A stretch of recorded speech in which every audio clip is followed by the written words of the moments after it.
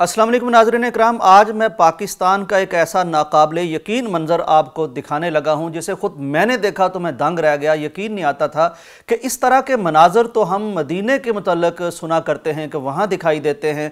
हमारे जो दोस्त मदीना चले जाते हैं, अल्लाह ताला उनको मदीना मस्जिद में ले जाता है, वो वहाँ देखते हैं कि बड़े खूबसूरत बच्चे, अरबियों के बच्चे, वो ख़ास तौर पर पीर और जुमेरात के रोज़ या ईद के मौके पर या जुमे के मौके पर वो एक अजीब मंज़र पेश करते हैं जिसको अरब की रिवायत कहा जाता है। वो ये करते हैं कि कहीं ना कहीं उनका दस्तरखान लगा होता है, बहुत प्यारे उनके चेहरे होते हैं, बड़ा खूबसूरत लिबास पहना होता है, तो वो जिनको अजनबी कहते हैं, यानी जो मुसाफिर लोग मदीना के लिए ट्रैवल करके गए होते हैं मुख्तलिफ ममालिक से, तो वो उनका हाथ पकड़ पकड़ के उनकी इल्तिजा कर करके उनको लेके जाते हैं कि सैयदी हमारे पास तशरीफ़ लाइए, रोज़ा हमारे पास खोलिए, थोड़ा सा हमारा खाना खा लीजिए, हमारी चंद खजूरें चख लीजिए। तो ये बड़ा प्यारा मंजर लगता है। मेरा ख्याल था कि ये मंजर सिर्फ मदीने के साथ ख़ास है, ये अरबों की ख़ास रवायत है, सखावत में अरबों का कोई मुकाबला नहीं कर सकता। लेकिन इसी तरह का एक मंजर मुझे यकीन नहीं था कि मैं कभी पाकिस्तान में भी देख सकूंगा।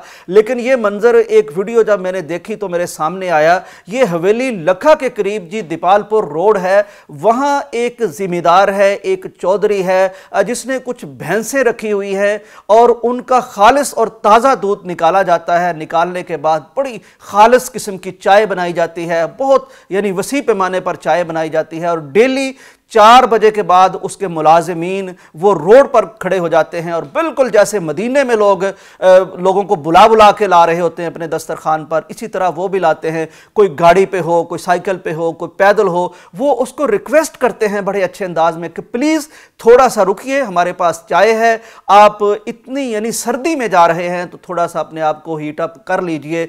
ये मंजर देखकर एक अल्लाह का बंदा जो वहाँ से गुजर रहा था उसने इसकी वीडियो बनाई और वीडियो बनाने के बाद उसको एक तो ये पता चला कि ये सिलसिला सर्दियों में चाय का और गर्मियों में पानी का ये यहाँ इस डेरे से जारी रहता है हर वक्त।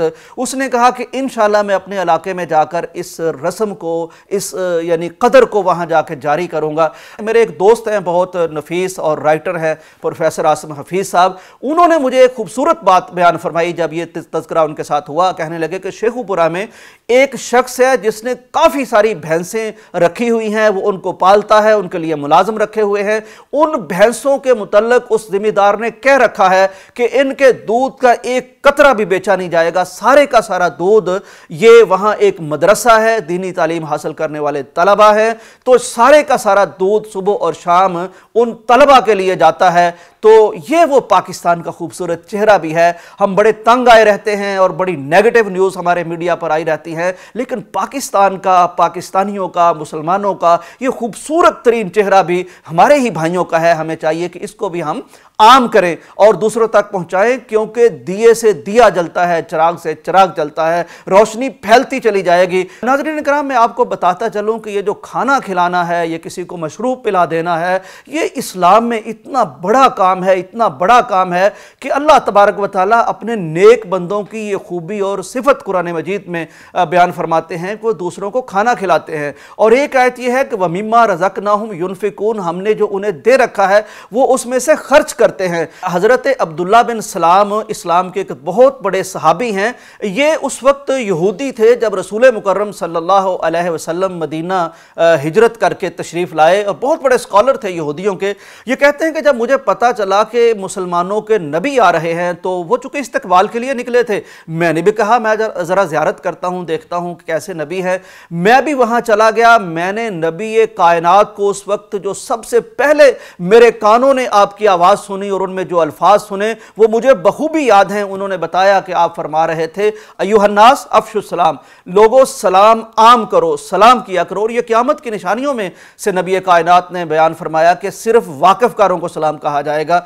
पहली बात मैंने सुनी नबी कायनात से, सलाम आम करो। उसका दूसरा जुमला यह था कि वअतिमुत ताआम, लोगों को खाना खिलाओ। और तीसरी बात जो आपने बयान फरमाई, वासिलुल अरहाम, रिश्तेदारों के साथ हुस्ने सुलूक से पेश आओ। 3 काम।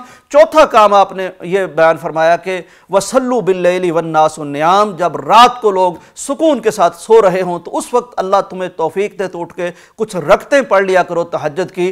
तदखुलुल जन्नत बिसलाम, तो इस ان امور کے ذریعے سے، ان کاموں کے ذریعے سے بڑے سکون اور آرام کے ساتھ جنت میں چلے جاؤ گے۔ تو یہ وہ پہلی جو نبی علیہ السلام کی بات سنی عبداللہ بن سلام نے، اس میں ایک کھانا کھلانے کی بات تھی۔ تو بہرحال اس ایک دو واقعات کو سن کر مجھے اندازہ ہوا ہے کہ اللہ کے فضل سے یہ مدینہ ثانی ہے پاکستان، کیونکہ اس کا نام جو پاکستان رکھا گیا ہے، پاکیزہ زمین، تو مدینہ کا معنی بھی پاکیزہ زمین ہے، تو یہ اسی کی نسبت سے نام بھی رکھا گیا ہے اور اسی کے تتبع میں اس کو بنایا گیا ہے، اور اسی طرح کی خوبیاں بھی اس کے رہنے والوں میں اگر نظر آ رہی ہیں تو کمال کی بات ہے۔ اللہ تبارک و تعالیٰ یہ جو چودھری صاحب ہے، انہوں نے خیر کا جو کام شروع کر رکھا ہے، اللہ اس میں برکت عطا فرمائے، اور ہم میں سے ہر وہ شخص جو اس کی حیثیت رکھتا ہے، وہ قرآن کے، وہ اسلام کے، وہ نبی کائنات کے اس فرمان پر ضرور عمل کرے۔ وَأَطْعِمُ الطَّعَامَ، لوگوں کو کھلائے اور پلائے، وَمِمَّا رَزَقْنَاهُمْ يُنْفِقُونَ، جتنا ہو سکے اتنا ضرور کرے، انشاءاللہ اس سے دنیا بھی بہتر ہوگی، آخرت بھی بہتر ہوگی۔ اجازت دیجیے، اللہ حافظ۔